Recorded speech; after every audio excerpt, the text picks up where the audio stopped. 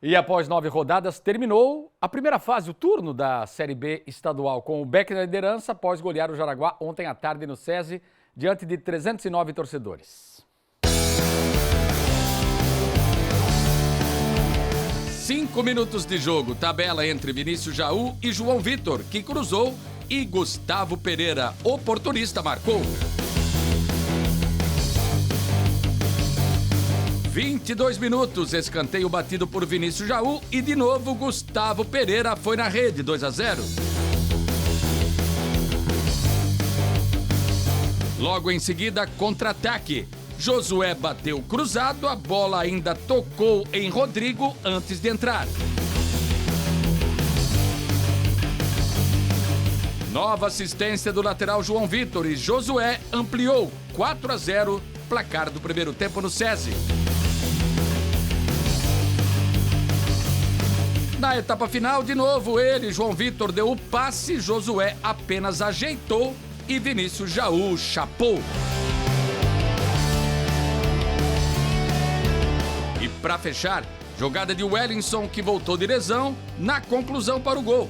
Josué não quis saber, foi o último a tocar para marcar o seu terceiro na partida, seu hat-trick e fechar a conta. Blumenau 6, Jaraguá 0.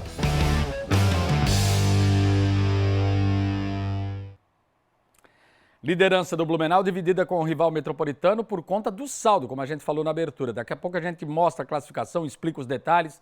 O Metrô fez a sua parte em Joinville e bateu o Fluminense. Antes da bola rolar na arena, a homenagem do time blumenauense para o assistente Everson Aguiar, que perdeu o filho de 4 anos em um acidente doméstico. Não demorou e aos 16 minutos após cobrança de escanteio e confusão na área, Cristiano, de voleio oportunista, abriu o placar.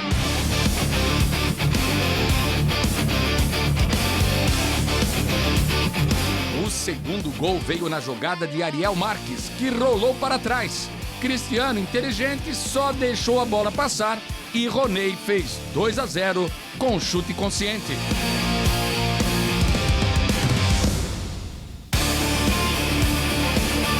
Ainda no primeiro tempo, o Fluminense descontou, meio sem querer após o desvio com Gabriel Abreu. Na etapa final, Alano deu um chutão para se livrar da bola no sistema defensivo. Ela tocou na perna de Marcos Pedro, surpreendendo Pisato.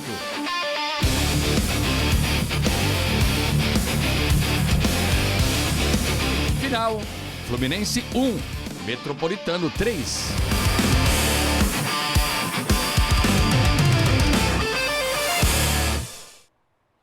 Classificação então, confirmando aqui na tela do Balanço Geral, Blumenau 19 pontos, Metropolitano também 19. A diferença, o saldo do Blumenau é 18, o saldo do Metropolitano é 10.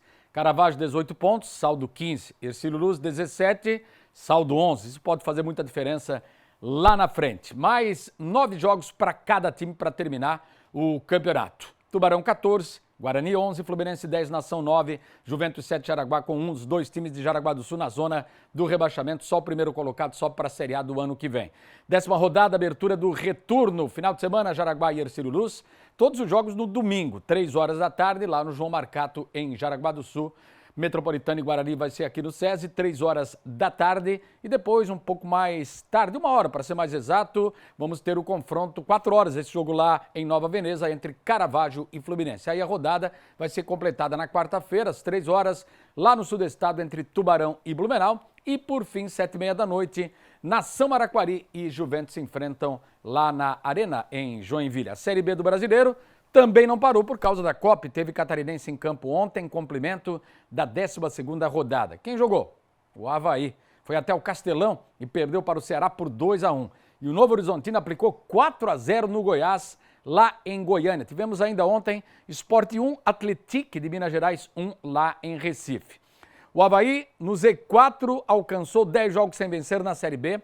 A gente vai confirmar aqui como é que está a situação do Leão, a tabela. Ele nem aparece aqui entre os 10 primeiros, evidentemente, mas o Criciúma, sim, é o sexto colocado com 20 pontos, o Vila Nova é quem lidera com 25. Aí, na outra página, a gente vai ver a situação realmente difícil do Avaí. Está no bloco do rebaixamento nesse momento, 10 pontos junto com Londrina, Ponte Preta com 8 e o América Mineiro com 3. O primeiro time fora é o Botafogo de Ribeirão Preto, os mesmos 10 pontos do Avaí. Segunda-feira, a tabela marca Londrina e Avaí, Criciúma e Ceará.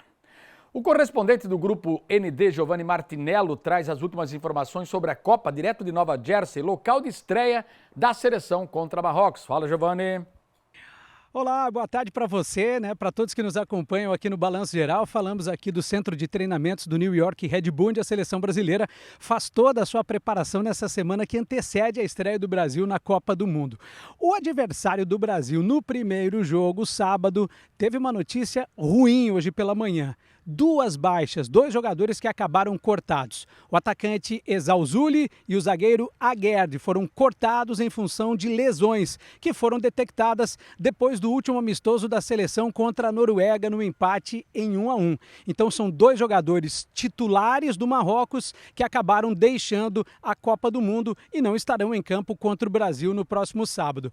A seleção brasileira está finalizando nesse momento a sua preparação. É a penúltima atividade do Brasil antes da estreia na Copa do Mundo e com algumas dúvidas ainda na lateral direita, na lateral esquerda. Eu diria que no próprio meio, no ataque, também há alguns pontos de interrogação ali sobre a escalação da seleção brasileira. Bom, hoje a Copa começa 4 horas da tarde na Cidade do México com o jogo entre México e África do Sul. Um jogo que vai ter arbitragem brasileira. Wilton Pereira Sampaio vai apitar o jogo de abertura da Copa com Bruno Pires e com o Bruno Bosquilha como assistente.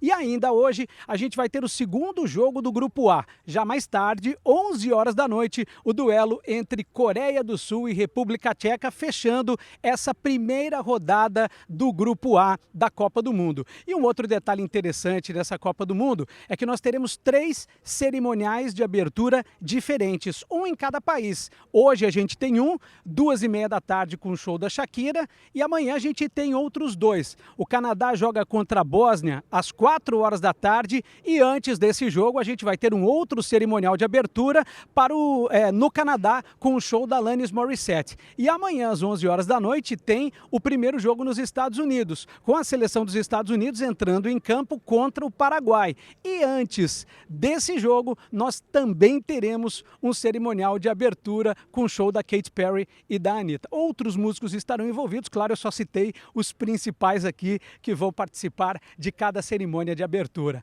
É isso, daqui a pouquinho eu volto dentro do ND Esporte, aqui direto dos Estados Unidos, com outras informações da Copa do Mundo e da seleção brasileira. Combinado? Até mais! Combinado, valeu, Giovanni. Até daqui a pouco, 1h20 no ND Esporte. Tem nenhuma banda de rock pop, só apresentações individuais.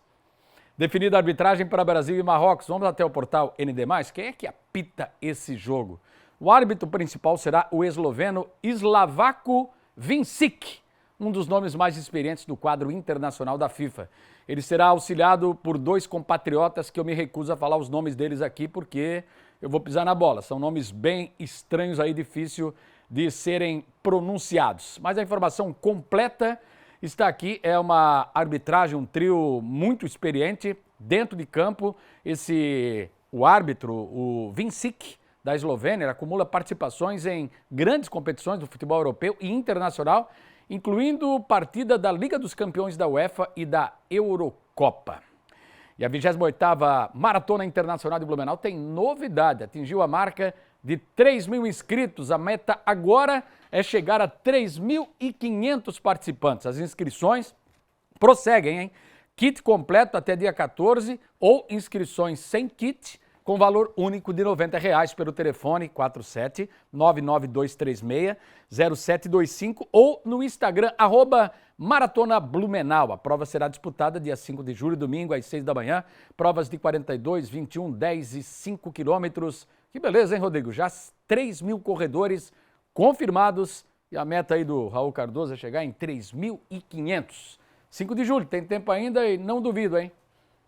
Tomara que chegamos a esse vai chegar. grande número. É muita gente correndo. É muita gente envolvida, né? Daí tem os corredores, tem o pessoal que vai, a família toda, né? Olha a movimentação, baita evento, a maratona de Blumenau. O Emerson está falando todo dia aqui, né? Para lembrar você que está acompanhando aqui o esporte.